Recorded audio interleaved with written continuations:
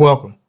My name is Don J. Banks, and today we unravel the true story of Botham Jean, a young man whose life was full of promise, lost in a way that shook Dallas and the nation to its core.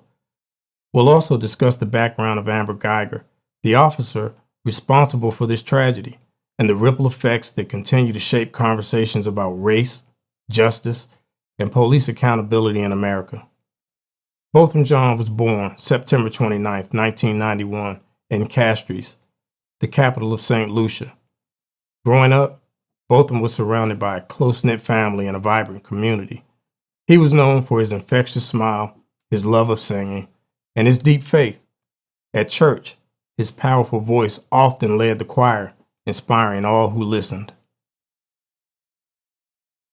Driven by ambition, Botham left St. Lucia after high school for Harding University in Arkansas, where he continued to shine, academically, musically, and in service to others.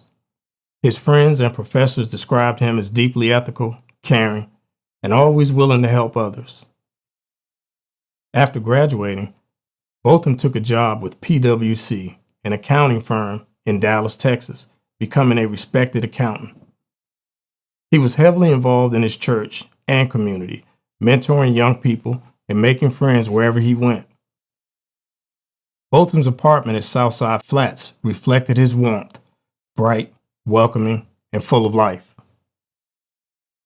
Amber Renee Geiger was born in Dallas, Texas, in August 1988. She grew up in the Dallas area, attending local schools. Friends described her as a determined and athletic student, joining sports teams and participating in extracurricular activities.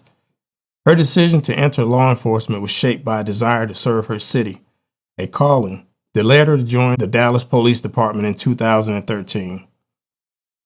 Geiger worked hard, passing through the police academy and becoming a patrol officer. She was assigned to the Cedars District, an area known for its challenges. By 2018, she had been an officer for nearly 5 years and had recently moved into the Southside Flats apartment complex. Her apartment, 1378, was just one floor below Botham Jean's.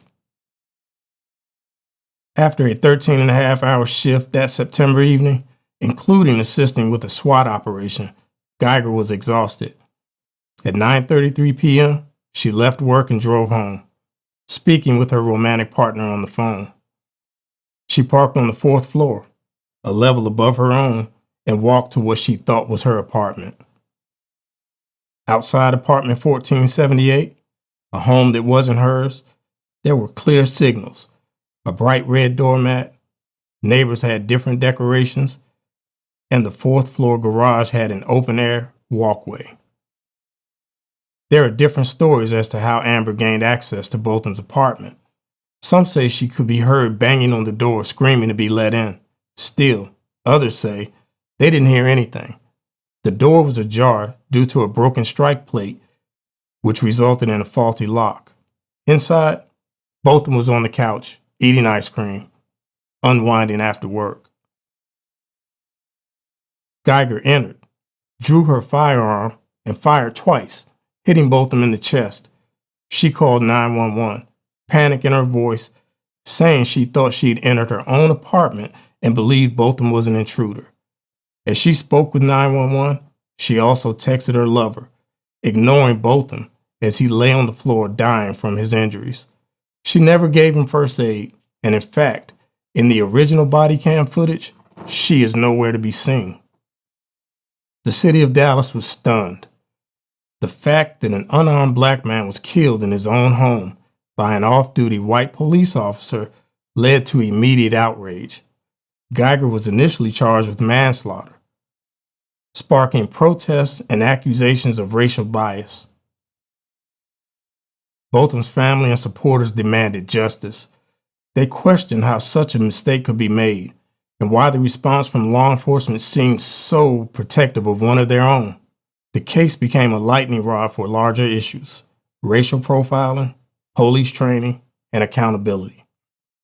On November 30, 2018, almost 3 months later, Amber Geiger was indicted by a Dallas County grand jury. Her trial began in September 2019, drawing national attention. The case centered not only on the tragic events of that night, but also on larger social issues. In the courtroom, the prosecution argued that Geiger's actions were reckless and that she failed to follow police protocol by not calling for backup. They suggested her distraction from a phone conversation with her partner may have contributed to her fatal mistake. The defense maintained that Geiger genuinely believed she was in her own apartment and acted out of fear for her life. The trial was emotional, with Botham's family testifying about their loss and the impact of his absence. After deliberating, the jury found Geiger guilty of.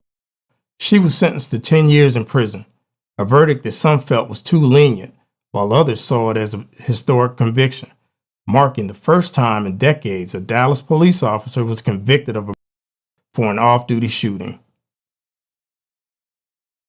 As the verdict settled, the air in the courtroom was thick with emotion.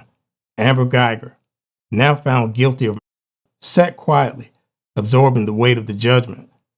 The room was somber, yet there was an undercurrent of tension and anticipation. Botham Jean's younger brother, Brant, approached the stand. His voice was steady, yet filled with emotion. He spoke directly to Amber Geiger, offering words that would echo far beyond the walls of the courtroom. "I forgive you," he said. "If you truly are sorry, I know I can speak for myself. I forgive you. And I know if you go to God and ask Him, He will forgive you."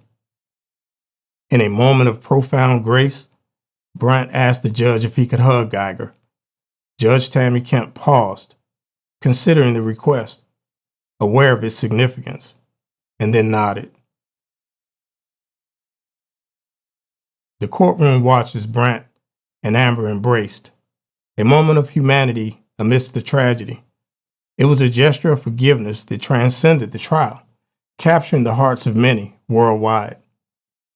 After Brant left the stand, Judge Kemp, in an unprecedented step, left the bench and approached Geiger.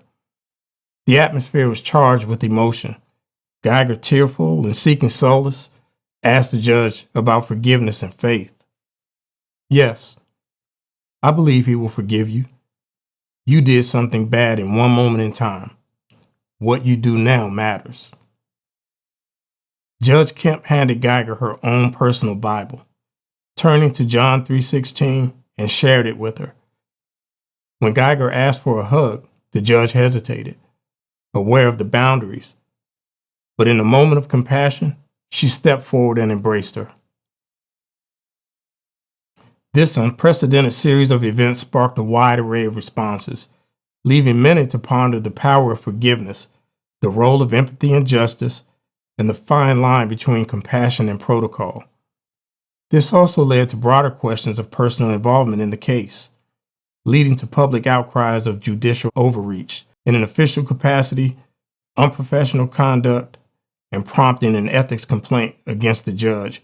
It left a lasting impact and continues to be a discussion point in conversations about justice and healing. Beyond the courtroom, Botham Jean's legacy inspired change. In January 2021, Dallas City Council renamed a stretch of South Lamar Street to Botham Jean Boulevard, honoring his memory and impact. His story also led to legislative efforts aimed at preventing similar tragedies, including the Botham Jean Act, which mandates police accountability and camera usage. The ruling was upheld on appeal twice in 2021, and Geiger was denied parole in October 2024. The civil trial further held her accountable, with a jury awarding John's family $98.65 million in a wrongful death lawsuit, underscoring the community's demand for justice and accountability. Botham Jean's story is more than just a tragic headline. It's a call to action, a reminder of the importance of empathy, understanding, and the unwavering pursuit of justice. His life continues to inspire change and challenges us to look deeply at the systems that govern us.